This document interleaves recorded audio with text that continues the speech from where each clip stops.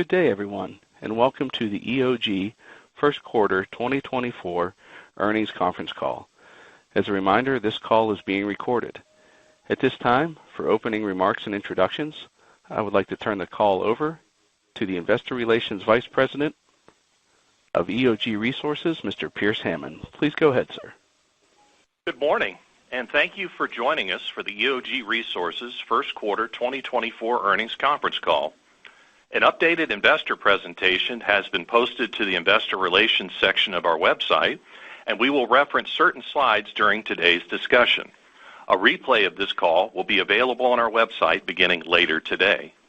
As a reminder, this conference call includes forward-looking statements. Factors that could cause our actual results to differ materially from those in our forward-looking statements have been outlined in the earnings release and EOG's SEC filings.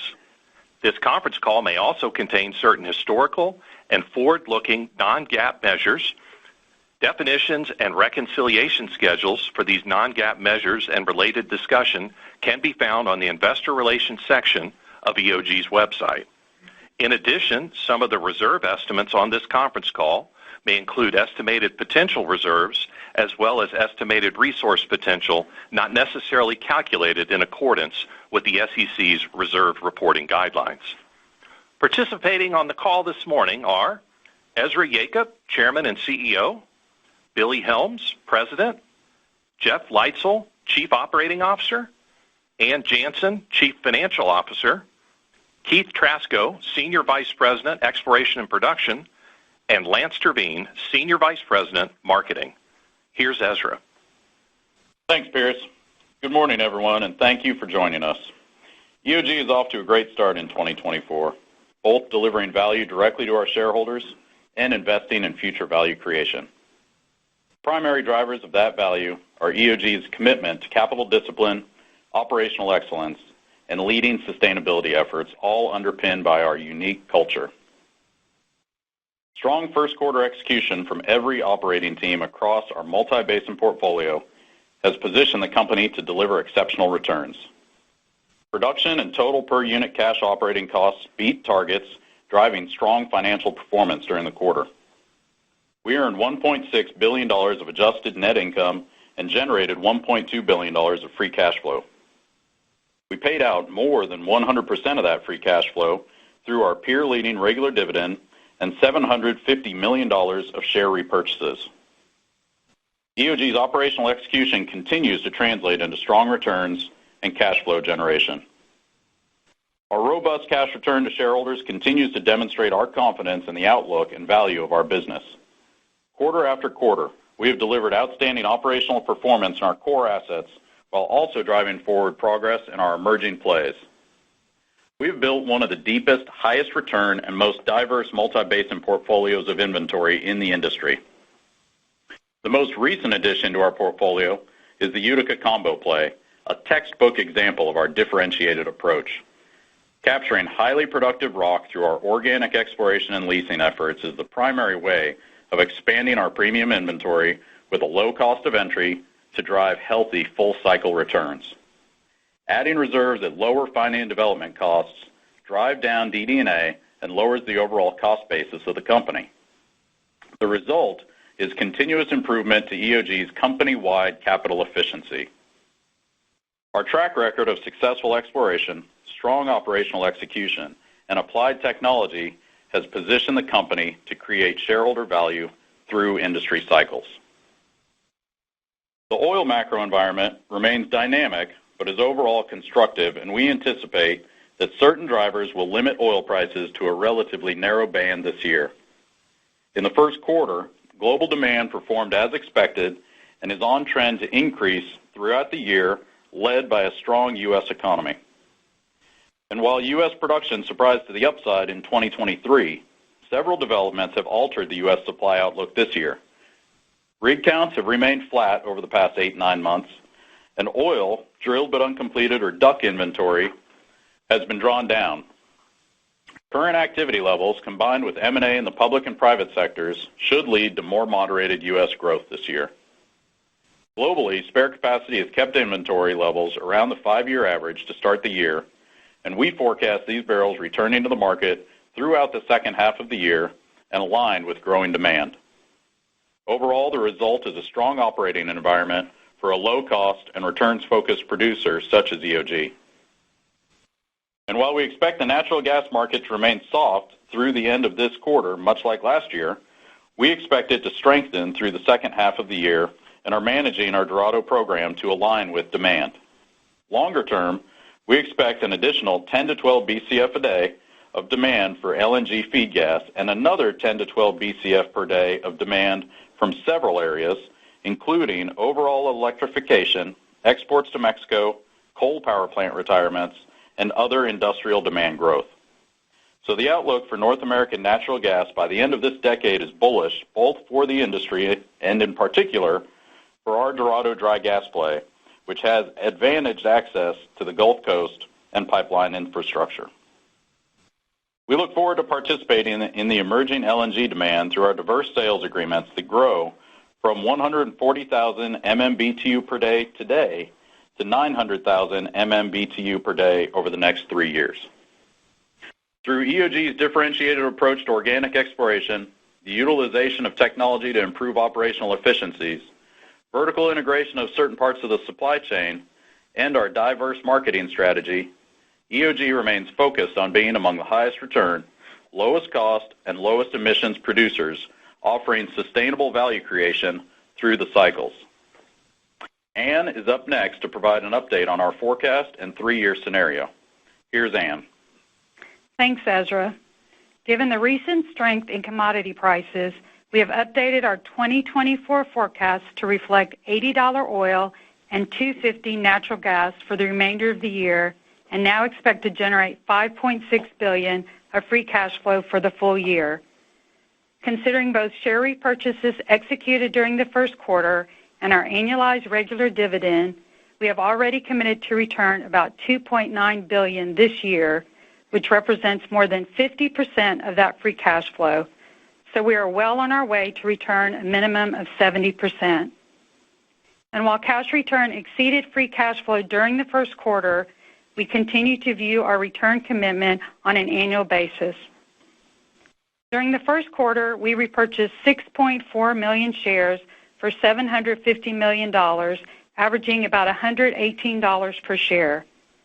Since we began using our buyback authorization at the start of last year, we have bought back more than 15 million shares, or nearly 3% of shares outstanding, for an average price of about $115 per share. To date, that totals about $1.7 billion worth of shares. We will continue to monitor the market for opportunities to step in and repurchase shares throughout the year.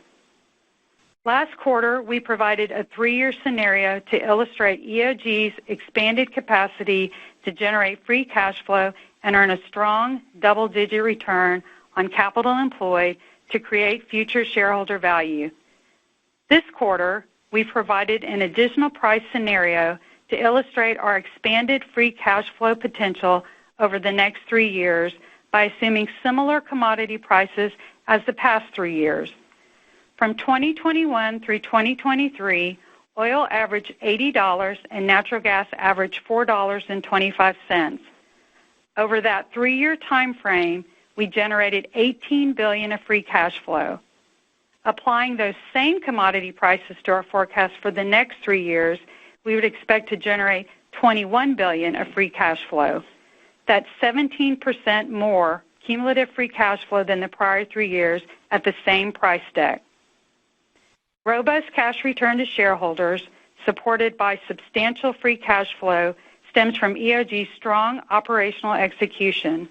By focusing on well performance, sustainable cost reductions, and maximizing full-cycle returns through organic exploration and disciplined growth, EOG has driven a step change in our financial performance and capacity to create significant value for our shareholders.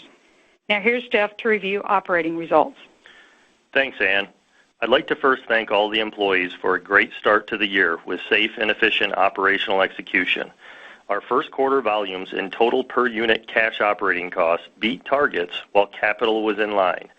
For the year, our capital forecast remains $6.2 billion and delivers 3% oil volume growth and 6% total production growth. We continue to expect that capital this year will be slightly more weighted in the first half, driven by the timing of our investments in the two infrastructure projects that we provided details on last quarter.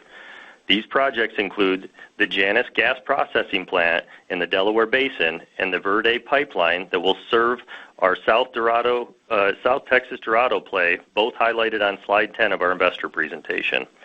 By the end of the second quarter, we expect to be on pace to have spent about 56% of our $6.2 billion capital plan. While our oil production and capital plan for the full year remains unchanged, we are actively managing activity in our Dorado asset, which is reflected in our second quarter natural gas production guidance published yesterday. As discussed last quarter, we moderated activity in Dorado this year in response to a weaker natural gas market and are now leveraging additional flexibility to delay well completions and manage volumes through the summer.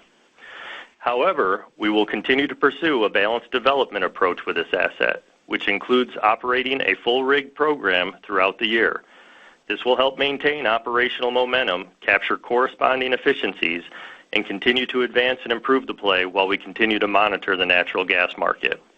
We remain constructive on the long-term gas outlook for the U.S., supported by LNG, power generation demand, and the growing petrochemical complex on the Gulf Coast. We are especially pleased with Dorado's place in the market as one of the lowest cost supplies of natural gas in the U.S. with an advantaged location and emissions profile. With regards to service cost market, bids for standard spot services have been trending lower, which is consistent with our expectations of seeing some deflation this year. For high-spec rigs and frac fleets, we are still observing stable pricing. However, their availability is improving, especially in markets with less activity. As a reminder, we have secured 50 to 60% of our service costs in 2024, primarily with our high-spec, high-demand services to ensure consistent performance throughout our program. By securing these resources, we're able to focus on sustainable efficiency improvements to progress each one of our plays at a measured pace. EOG's operating performance and capital efficiency continues to improve as our cross-functional teams work to drive efficiency gains throughout our multi-basin portfolio. A significant driver of efficiencies this year is longer laterals, which we expect will increase by 10% on average company-wide. The charge is being led in our foundational plays, the Delaware Basin and the Eagle Ford. Our operating teams in both plays have achieved consistent execution and success drilling and completing longer laterals, leading to increased efficiencies, lower per-foot well costs, and improved well economics. In the Delaware Basin, we drilled 4 3-mile laterals in 2023 and have plans to drill more than 50 in 2024. In the Eagle Ford, our 24 plan includes increasing the average lateral length by about 20% to continue to unlock new potential across our 535,000 net acre footprint. Moving to the Powder River Basin, our technical teams continue to make good strides with our balanced development approach between the Mowry and the Niobrara formations. In the Niobrara, we have recently transitioned into package development by applying the learnings we captured while drilling the deeper Mowry formation first. In our first 3 Niobrara development packages this year, we've been able to increase our drilling footage per day by 25% compared to 2023 averages, while maintaining over 95% in-zone targeting. This can be attributed to our refined geologic models and a better understanding of the stratigraphic variation across the play. With these continued efficiency gains across our diverse portfolio of plays, along with stable service costs, our expectations for full-year well cost decrease is a low single-digit percentage. After a strong first quarter, EOG is well positioned to execute on its full-year plan. Our technical teams continue to drive innovation with a focus on improved recovery, lowering costs, and being a leader in sustainability. Now here's Keith to provide more color on the Utica. Thanks, Jeff. We're very happy with the results of our first 3 packages of development wells in the Utica combo play. We now have over 6 months of production data from the first 2, the Timberwolf and Xavier, which continue to outperform our expectations. Daily production rates per well have averaged more than 1,000 barrels of oil, 600 barrels of NGLs, and 4 million cubic feet of gas over the first 6 months. On average, these 7 wells have produced more than 200,000 barrels of oil per well since being brought online in the second half of 2023. We recently brought on our third package, the White Rhino. This is our first development package in the southern portion of our acreage. The 4 White Rhino wells, drilled at 1,000-foot spacing, have been meeting our expectations during their first few weeks of production. Initial production also indicates a slightly higher liquids mix than our Timberwolf and Xavier wells drilled in the north and central parts of the play. While our northern and central acreage benefits from a thicker Utica, the southern area has better geomechanical properties. The southern area also benefits from significant economic uplifts associated with the mineral rights we secured across 135,000 net acres. The White Rhino wells add to our growing collection of data points, which includes 18 legacy wells, 4 delineation wells, and now 3 development packages, which adds another 11 wells. While we expect to see performance vary across our 435,000 net acre position, well results over the past 2 years in multiple areas confirm high liquids premium productivity through the 140-mile north-south trend of the Utica's volatile oil window. On a per-foot basis, the cumulative production in the Utica combo play compares favorably with some of the best areas of the Permian Basin with respect to both oil and total equivalents.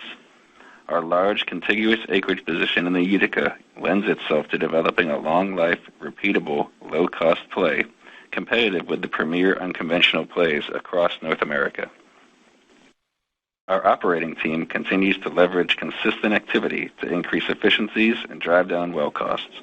We recently drilled a 3.7-mile lateral on our Sable pad in the south, which is an EOG-wide record lateral length. This well is scheduled to come online later this year, and we're excited to continue driving similar efficiencies as we increase our activity across this asset. For 2024, we are on target to drill and complete 20 net wells in the Utica across our northern, central, and southern acreage, which supports a full rig program and enables significant well cost reductions. Now here's Ezra to wrap up. Thanks, Keith. I would like to note the following important takeaways. First, our differentiated business model focused on exploration and innovation has built one of the deepest, highest return, and most diverse multi-basin portfolios of inventory in the industry. The Utica, our most recent exploration success, will be competitive with the premier unconventional plays across North America. Second, consistent execution in our core Delaware Basin and Eagle Ford assets delivers outstanding operational performance quarter after quarter, while investment in our emerging plays contributes to EOG's financial performance today and lays the groundwork for years of future high-return investment. Third, our robust cash return to shareholders continues to demonstrate our confidence in the outlook and value of our business. Finally, one of EOG's best champions of utilizing innovation to constantly improve the company is our friend and colleague, Billy Helms. Billy recently announced that he will retire at the end of this month. In Billy's 40-year career with EOG, he demonstrated a distinctive ability to encourage new ideas from our employees across multiple disciplines, innovative ideas that utilize in-field technology, information technology, and new processes to drill better wells for lower cost, more safely, and with lower emissions. He then helped shepherd the very best of those ideas through to execution across the company. Even though well-earned, the retirement of a friend and colleague is bittersweet. Best wishes to you, Billy. Thank you for your service to EOG.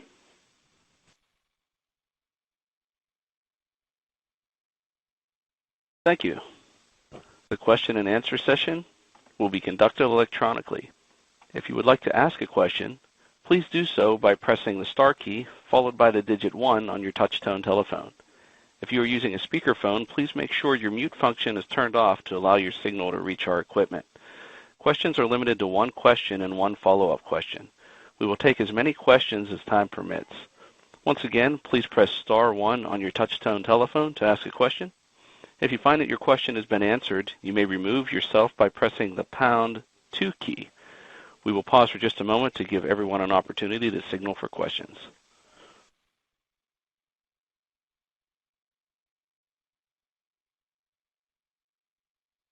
And our first question today comes from Steve Richardson with Evercore ISI. Hi, good morning. Thanks. Ezra, I was wondering if we could talk a little bit about the gas outlook, particularly as it regards Dorado. Appreciate that you're moderating activity in the near term, but maybe you could talk a little bit about, if the forward curve, it sounds like you all are pretty bullish on demand, and the forward curve certainly reflects that, 354 out on the curve.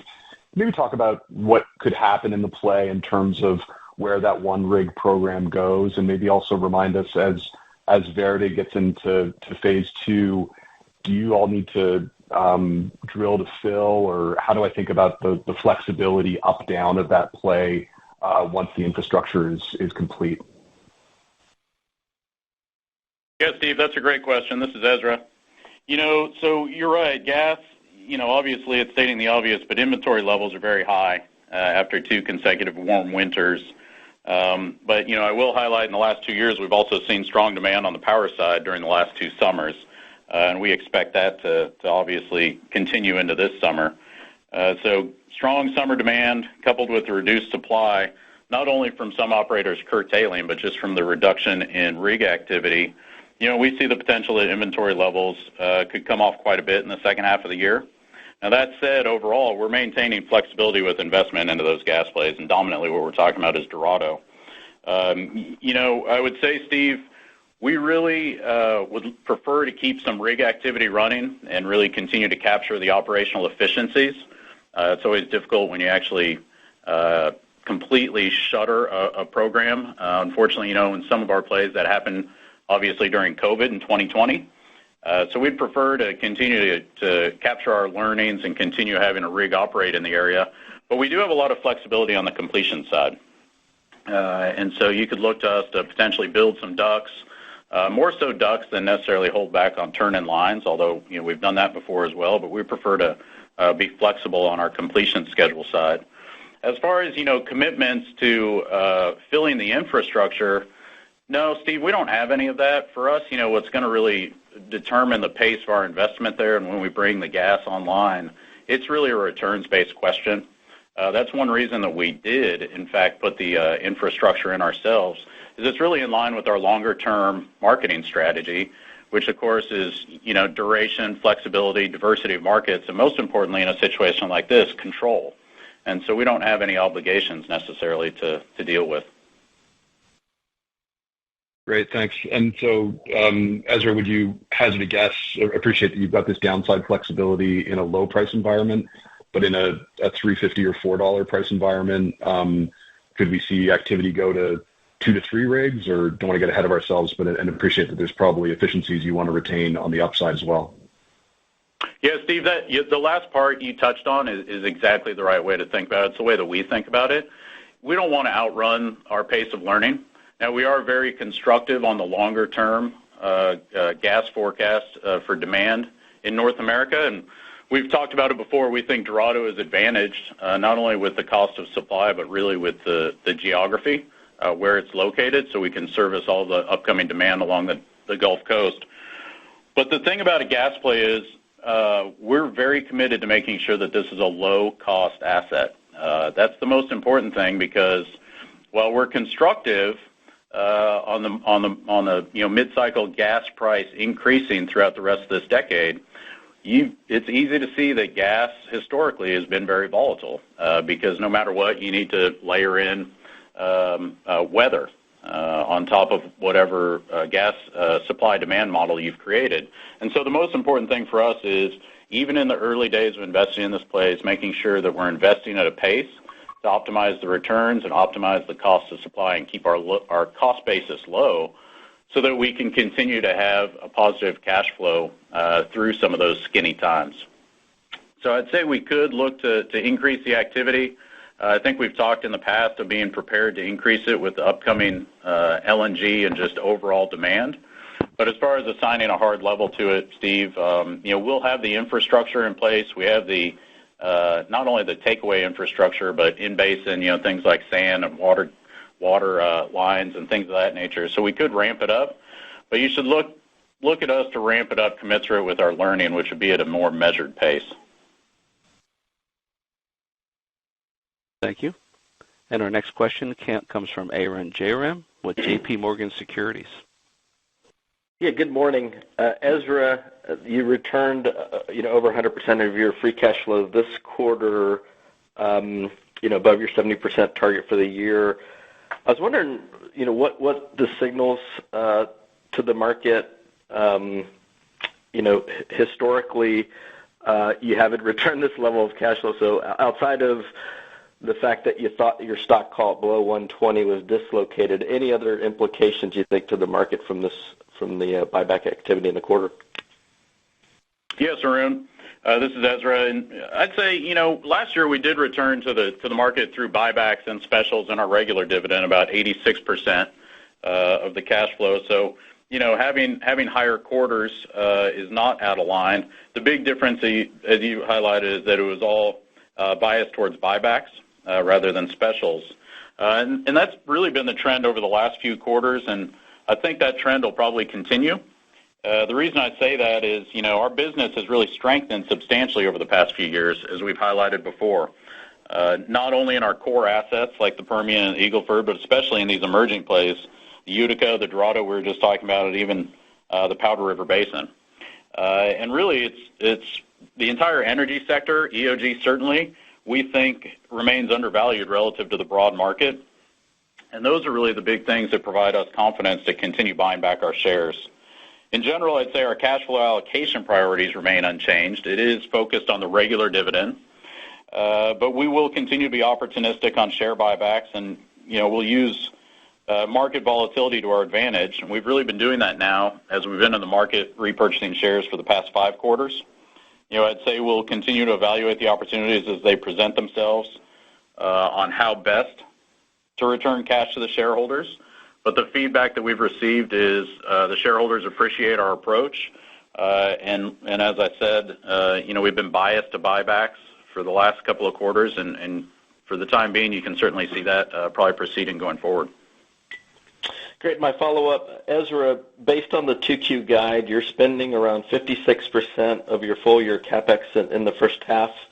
I was wondering how the timing of some of the strategic infrastructure spend you highlighted last quarter, how that's influencing the first half CapEx, and just thoughts on confidence in the hitting the $6.2 billion full-year CapEx guide for 2024. Yeah, Arun, this is Jeff. Thanks for the question. What I'd first say is, our 2024 plan, it's playing out just as we had expected. So everything's in line as far as timing, and we still feel really confident with the total CapEx budget of $6.2 billion. You hit it on the head, and we talked about it in our opening statements. CapEx will slightly be higher there in that first half, at that 56% of total budget, but that's really just due to some standard indirects and really those strategic infrastructure spends that we have talked about with the Delaware gas plant and the Verde pipeline there. The nice thing about it is both projects are scheduled to come online. The gas plant we've got planned for the first half of 2025, and the second phase of Verde pipeline is going to come on hopefully the back end of this year. And we're really excited about it to be able to get to realize that 50 cent plus per MCF GPT savings that both those projects are going to bring for the life of the asset. Thank you. Our next question comes from Neil Mehta with Goldman Sachs. Good morning, team, and thanks for the update here. Just love your perspective on the Eagle Ford and Bakken as those fields enter into more maturity. Some of your peers have talked on this earnings season about different things that they're doing to extend the life and deepen the inventory, and just would love your perspective on some of the things you're doing on the ground to drive as much value as we get into the next phase of these assets. Yeah, Neil, this is Jeff again. With the Eagle Ford, we've got a really good, consistent program this year. We're going to be completing about 150 net wells there. And, as far as looking at the well performance, everything's been in line and right with our expectations. With any mature asset, you're going to see some productivity degradation. I mean, we started out in the east where we had a little bit more prolific, geology. And then, more recently, we've moved out to the west where it's slightly slightly lower quality pay. But the key takeaway is, we've been able to continue to improve the economics in that play year over year. And we've really done that just through, as you talked about, increasing operational efficiencies, focusing on, drilling faster, completing faster with super zippers, longer laterals, and cost reductions, that have continued to improve the capital efficiency of the play. And what I'd say is also one of the big movements that we've had is we're actually increasing the lateral length there in the Eagle Ford about 20% this year. So, and you can see the activity might be down just a hair year over year, but we're completed the same amount of lateral length as we did in 2023 with those longer laterals. So that's just one of the ways we're really able to drive efficiency there. And, you can see it in the returns. I mean, really, it's got some of the highest rate of returns over the last 3 years, and we've been drilling in the Eagle Ford for 15 years. And then, looking over to the Bakken, we are very mature in that resource. Right now, we kind of run a program of about 10 net wells there. Primarily, they're just Three Forks targets and Bakken targets, and really we're just going in and offsetting and infilling around some of our existing development. We're staying ahead of depletion, and then also we've had some areas with limited markets, but we've got some new available capacity, so we're able to bring some additional wells online there. So obviously with a really oily play, the well productivity looks great on there, and everything that's coming online is in line with our forecast, and we're excited about those wells this year. Thanks, team. And then, Billy, I just want to extend my congratulations to you as on your retirement, and thanks for the insight over the years. My follow-up is just on the macro, on the oil macro specifically. We've got an OPEC meeting coming up here in the next couple of weeks, and a lot of uncertainty on both the demand and supply side. So just how has this year, from a commodity perspective, oil commodity perspective, trended relative to your expectations? And I know you have a big in-house operation looking at the macro. What's the crystal ball telling you, Ezra? Yes, Neil. Well, I'd start with the fact that, Q1, I think, has really played out as most people expected. There was a bit of a pullback in demand there, and that's one thing that had prompted, some of the spare capacity being brought offline. But ultimately, that demand was about 102 million barrels a day. It looks to us and others out there, other models, it looks like demand should strengthen throughout the year. So we have not only seasonal demand picking up here, but also we're seeing underlying strength in the U.S. economy, also in the Chinese economy just a little bit, namely on the manufacturing side. So ultimately we see demand reaching a bit above 104 million a day in the back half of the year. And so that's on the demand side. When you think about inventory levels, obviously first quarter's with spare capacity offline, inventory levels have stayed just below that 5-year average, but products really are a bit lower. And so that, shapes up for some good inventory draws potentially in the back half of the year. And then really on the supply side, as I spoke about in the opening comments, we think U.S. supply should be pretty moderate. We're in agreement with other estimates of kind of that 300 to 400,000 barrel per day growth year over year. And that's where we arrive at a model that would indicate we see much of the spare capacity re-entering the market throughout the rest of this year.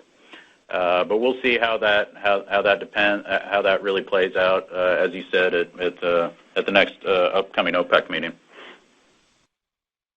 Thank you. Our next question comes from Neil Dingman with Truist Securities.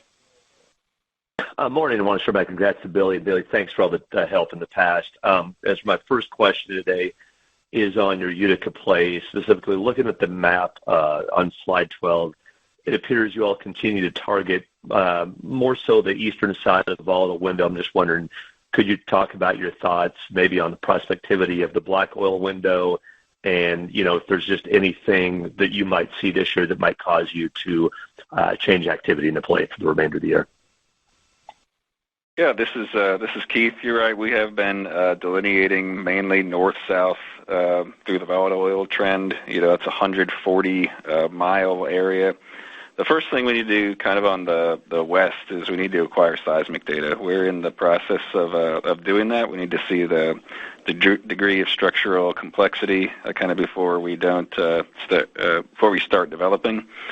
But geologically, in general, we don't see significant changes in thickness or pay from east to west. On the west, you're going to have a little bit lower maturity, which would equate to less pressure. But in our other plays, such as the Eagle Ford, less pressure reduces the well productivity maybe a little bit, but it also reduces costs. So your economics are still really comparable to all the other portions of the play. And then overall, just on activity level, you asked, we have ramped up to one full rig this year. We want to be able to grow at a pace where we can leverage our learnings, continue to get better, and also drive costs down.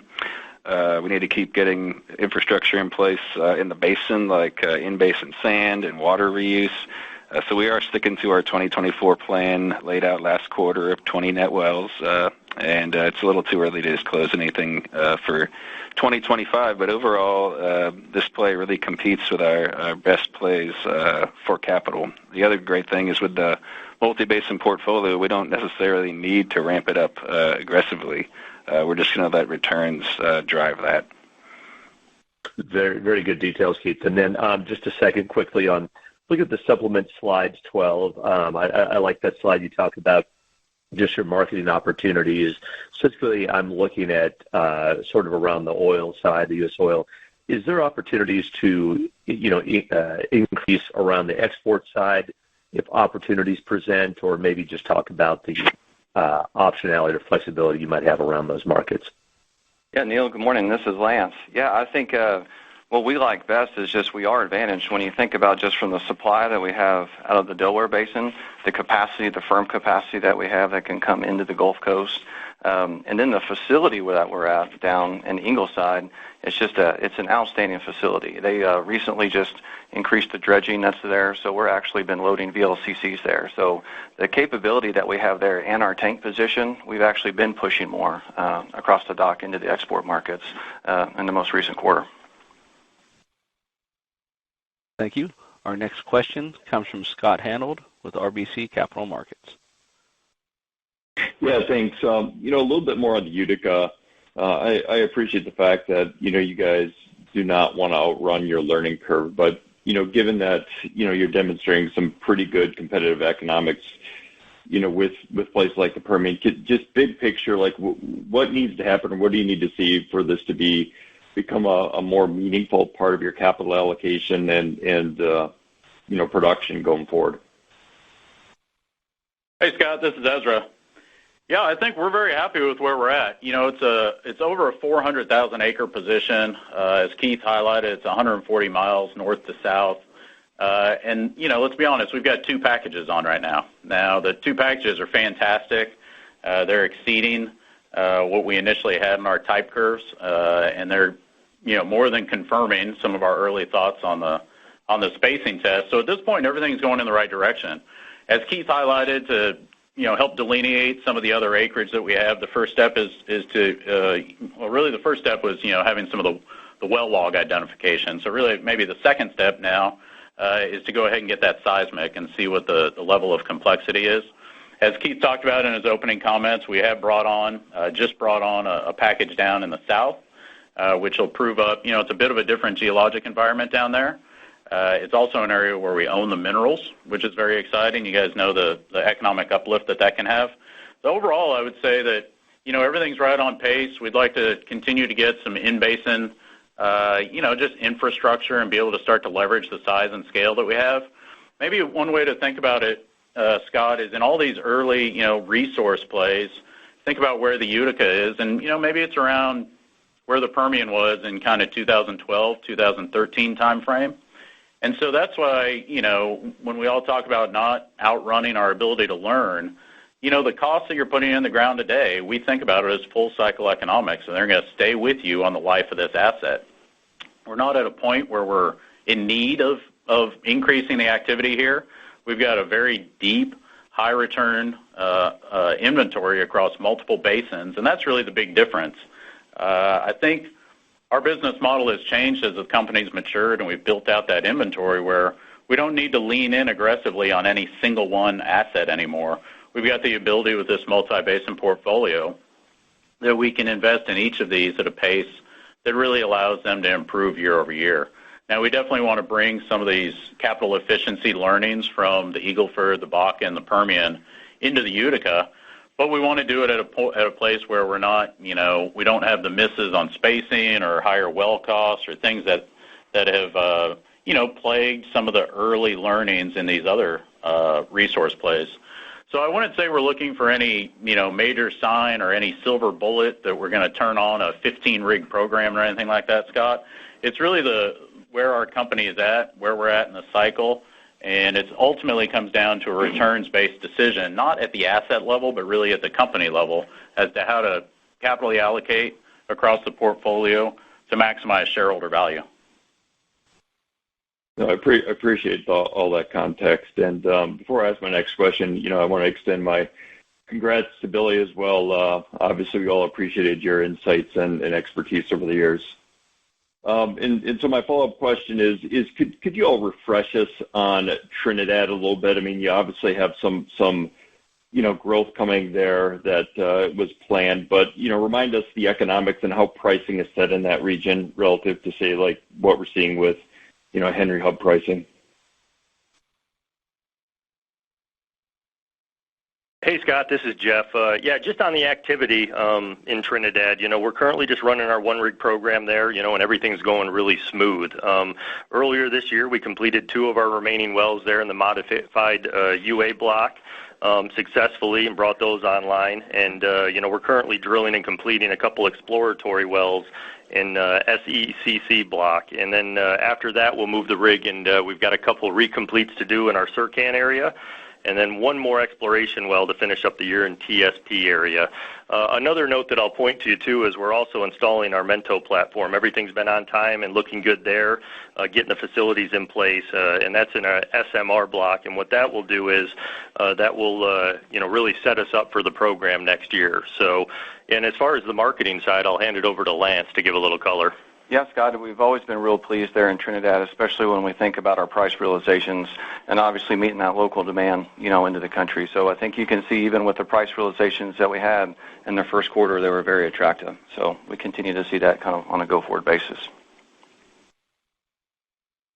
Thank you. Our next question comes from Leo Mariani with Roth MKM. Yeah, hi. I wanted to just follow up a little bit more on the exploration side. Obviously, you guys seem happy where you are in the Utica, but just wanted to kind of ask in terms of activity levels, is there other kind of ongoing exploration still this year in some of these U.S. oil stealth plays? And perhaps you can just talk about, kind of levels or wells. I know you're not going to reveal necessarily any of the specific areas. And then just on a related point, obviously you guys have talked about this exploration being able to kind of drive down the DD&A rates, for the company.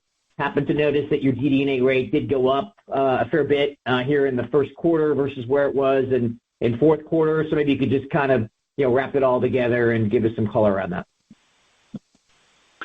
Yeah, Leo, this is Ezra. I'll start with the exploration and then hand the DD&A details over to Ann for an answer. On the exploration side, we do have some exploration dollars in the budget this year, as we highlighted on the first quarter call. We continue to explore for, we continue to focus on oil plays, but at the core of it, what we continue to explore for are things that are going to be additive to the quality of the corporate portfolio. And that's what you're seeing with the Utica, obviously, so that's a major success for us. We're not exploring for things that are simply just going to add inventory. We really want them to be additive on a returns basis, additive on a cost of reserves or a finding and development cost basis, and that's how it contributes into lowering the DD&A rate. This year, we are drilling a couple of what I would call, initial wells, or, I hate to call them wildcat wells because these aren't, frontier types of activities. These are in basins where there's data and there's been historic production and things like that. But let's call them the initial wells to test some exploration ideas. And then we've still got another stealth play or two that are a bit more in, say, a delineation phase where we've drilled the initial well. We've been encouraged with the initial well results, and we're continuing to test and see if it's, going to clear those hurdle rates that I talked about. The big thing I'd say is, these days our exploration plays in these initial wells, and I think I've highlighted this before, in the U.S., the way we operate through exploration, there's so much data that, we're not really drilling these initial wells and, to see if they'll actually produce oil and natural gas. It's not like we're testing, whether or not the rock is productive and could we end up with a dry hole. These days it's really about when we get the oil and gas to surface, is it what we expected? Is it going to be economic in such a way that it really competes with the existing portfolio? Are we exploring? Have we found something that really commands investment and taking rigs off of another play? And I'll hand it over to Ann. The DD&A you saw increase in the first quarter was just due to a one-time prior period adjustment due to some natural gas production being used in our gathering systems. We did come in at guidance level, and you can't expect that DD&A to moderate over the remaining 3 quarters for the year. We're expecting about $10.50 for the remainder of the year. Okay, I appreciate that color. And then just wanted to follow up real quick. Obviously, you guys are pretty optimistic on natural gas, kind of laid out some pretty big demand increases over the balance of the decade. You spoke a little bit about, 2024, second half, continuing to look better. Maybe if I just wanted to focus a little bit more, near term, as you look at, 25, strips kind of just north of 350 or so. Are you just, increasingly bullish on 25? You think that strip price is pretty reasonable, or do you think things can potentially, be better than that? I think, everyone's kind of on board that demand to be a lot better later this decade, but just want to maybe focus a little bit more on kind of the next year or so. Yeah, Leo, this is Ezra. I don't know if I'd call it bullish on 25, but I would say that we're constructive. As I said, we've seen a surprising upside on the amount of natural gas demand for power generation over the last couple of summers, and we continue to think that's going to be true this summer.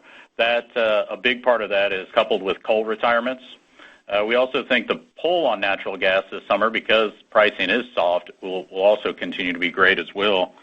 You combine that with the reduction in rig activities over the past 8 months or so, and the fact that operators now are also starting to curtail volumes, we think that's going to bring down the supply side to a point where you could actually make some pretty good progress on those inventory levels in the back half of this year.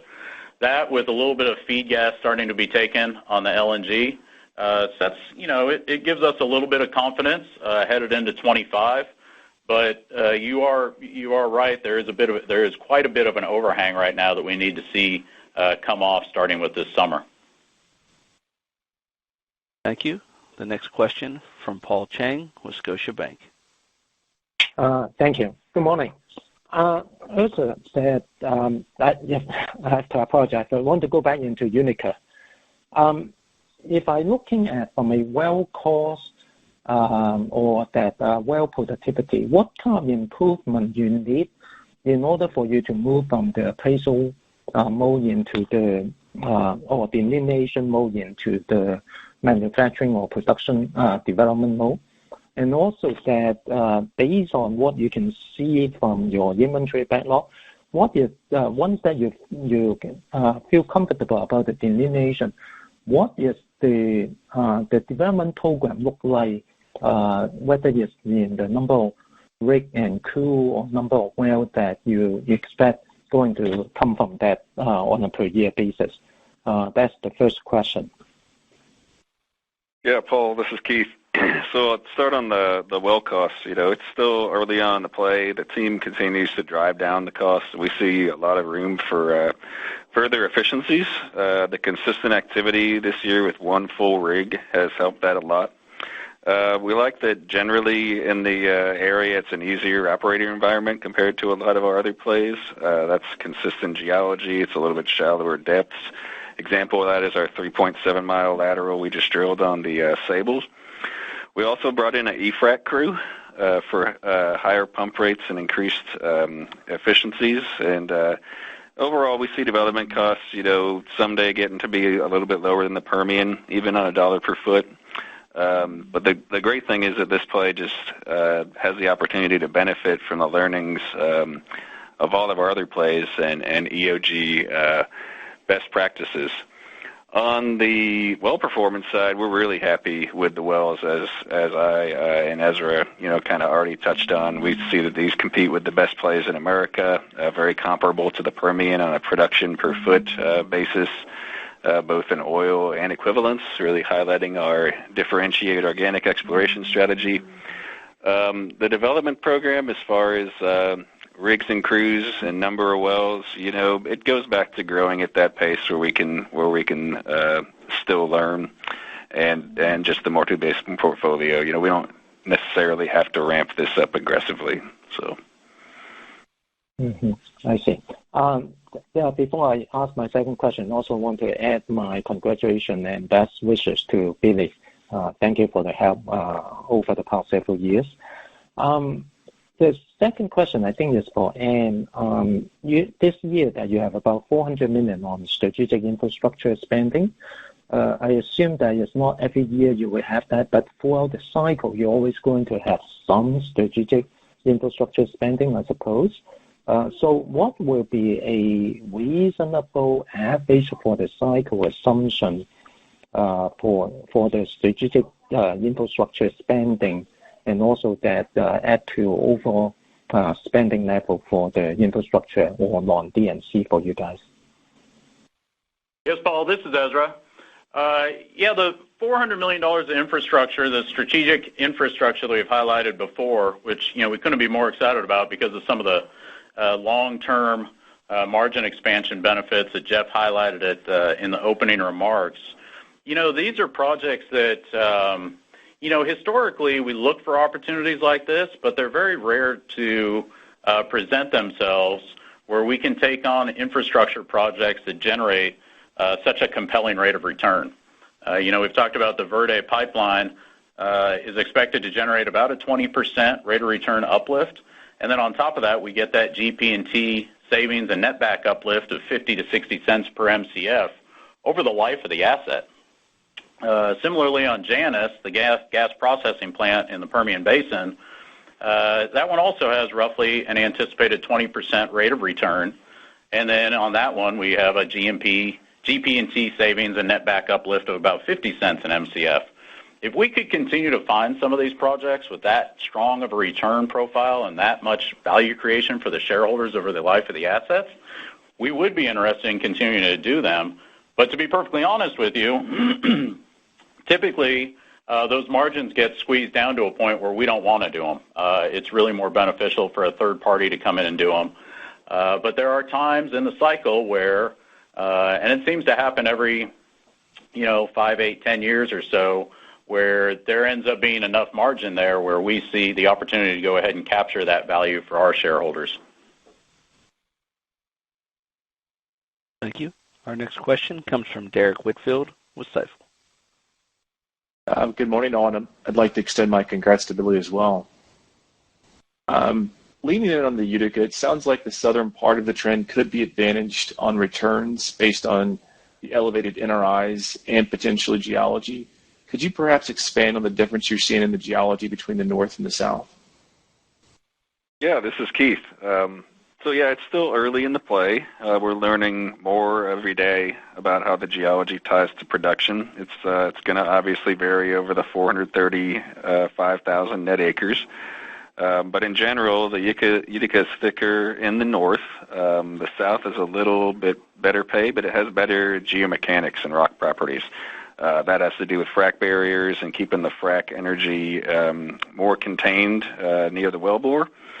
So we expect as we gather more data, different areas are going to have different type curves.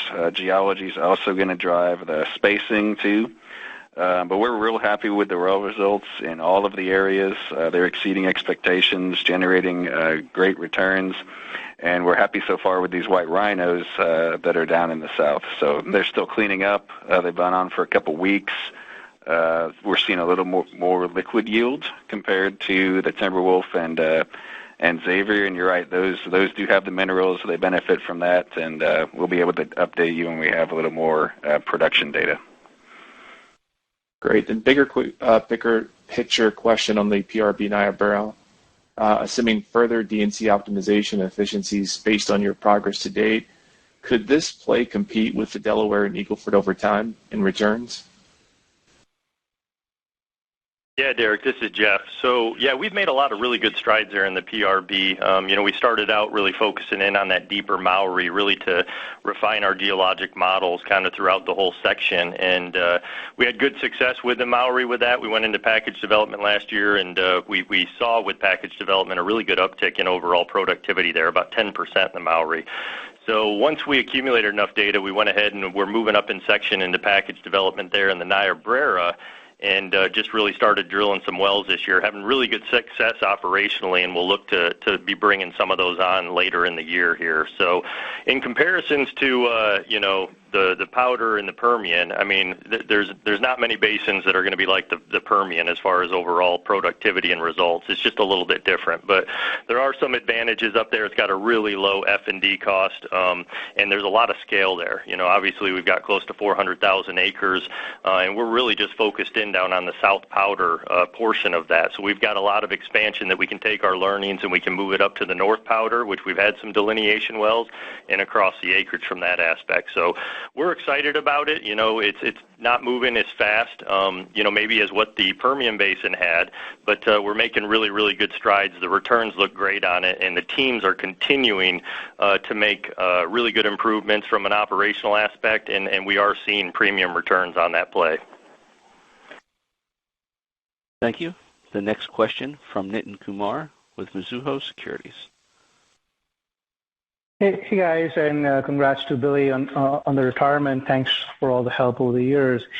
I want to start off, Ezra. Some of your peers have talked about refrac and recomplete activity in the Eagle Ford.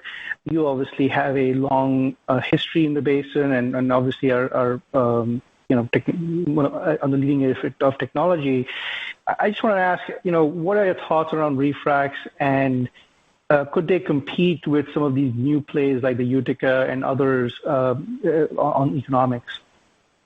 Yeah, this is Jeff. We obviously keep our finger on kind of, what's happening with refracs and that technology out there. We've done tests in the past, in multiple basins.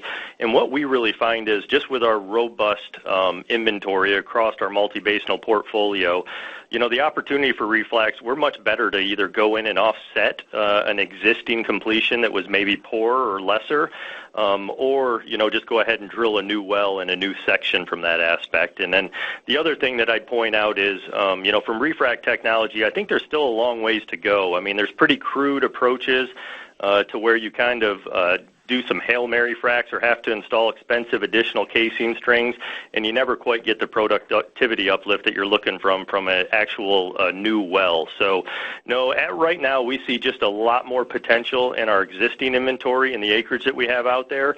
We will keep an eye on the refrac technology and watch it advance and see if it has application, but we feel that going ahead and drilling a new well or an infill well is a much better investment. Great, thanks for the answer. And I guess as a follow-up, we've talked a lot about gas macro today, but you have a pretty strong marketing arm.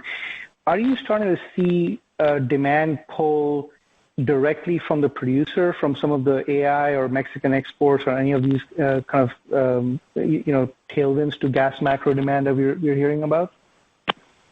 Yeah, Nitin, good morning. This is Lance. Yeah, I mean, I see it's still pretty early on the AI front, but I'd say when you think about us, you're right. I mean, we do have a lot of capability and a lot of reach, with the marketing arm. We are, very pleased with the execution that we have. We talked a lot. You heard even Ezra talk about, the pillars that we have there with diversification and control, the flexibility. All those things provide, the reach that we need as we think about our price realizations and get into the most attractive markets. Thank you. Our final question comes from David Deckelbaum with TD Cowen. Thanks for squeezing me in, guys. I just wanted to ask a follow-up just on the Utica, particularly as you fit into some of the analogs and other plays that you've been in the life cycle of that exploration and development program. How do you think about testing longer laterals in the Utica specifically over time, which seems to be a play that's quite amenable to even lateral lengths beyond 3 milers, versus, attempting to get down your footage costs? Sort of where are we in the theoretical innings there? Yeah, David, this is Jeff. We're in the very early innings there, and what I'll say operationally is the Utica sets up, almost perfectly. It's the efficiency gains that we're able to see there. We're getting better with just about every well, and as Keith had talked about in his opening statements, we drilled our longest lateral there to date at 3.7 miles. Our program right now consistently is 3 miles, and the team plans on continuing to push that out, just because we can do one runs in the laterals and stay on bottom longer and not have to trip out of the hole, and we really have no problems operationally completing the wells. So I think the plan looking forward as far as from longer laterals is, we'll continue to push the limits there. We've got a lot of other drivers. It's not just a cost per foot metric we're looking at. There's other movement that we have that we're able to lower costs. But I would expect, as we continue on with the operational successes we have, we will be drilling longer and longer there in the Utica. Appreciate that. And just my final question, as you think about the incremental few $100 million spent this year on strategic infrastructure, and some other projects along the infrastructure side, how do you think about sort of the forward capital intensity of infrastructure as you continue developing into 25 and 26 and beyond? Is that a number that should increase with intensity every year, just given some of the infrastructure calls that are out there currently, or is this sort of what you feel is like a steady run rate as a percentage basis? Yeah, David, this is Ezra. Yeah, those are fixed projects, the strategic infrastructure that we're talking about. And so the best, kind of way to look at it maybe is to reference that 3-year scenario that we have out there. Now that is not guidance, but it is a scenario that potentially assumes, a similar macro environment to what we've seen in the last few years, and what we could do going forward. And what you see there is maybe not as much capital intensity, but what you see there is an expansion of our cash flow and our free cash flow. And that's really the thing that we focus on. And that's the important thing to keep in mind when we talk about these strategic infrastructure projects. And it's something I highlighted before, is that when you can invest, we're not aggressively seeking out these strategic infrastructure, these infrastructure projects, but when you have the opportunity to invest in something that offers a very compelling rate of return up front, and it gives you the margin expansion for the life of the asset, that's definitely an opportunity that we want to grab. It's one of the ways that we continue to lower the cost basis of the company, and it's one of the ways that in that 3-year scenario you see the free cash flow margins expanding. Thank you. This concludes the question session. I would like to turn the call over to Ezra Yacob. Thank you. We appreciate everyone's time today. I'd like to hand the call over to Billy to wrap up. Thank you, Ezra, and thanks to all of you for your kind remarks, and I truly have enjoyed the chance to meet all of you and work with you in the past.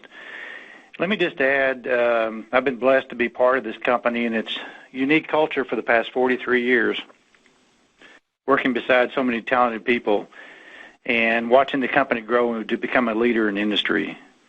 And while I certainly will miss the daily interactions, I take with me incredible memories. And I have great confidence in the leadership team and look forward to watching EOG's continued success. So thank you. Thank you. The conference has now concluded. Thank you for attending today's presentation.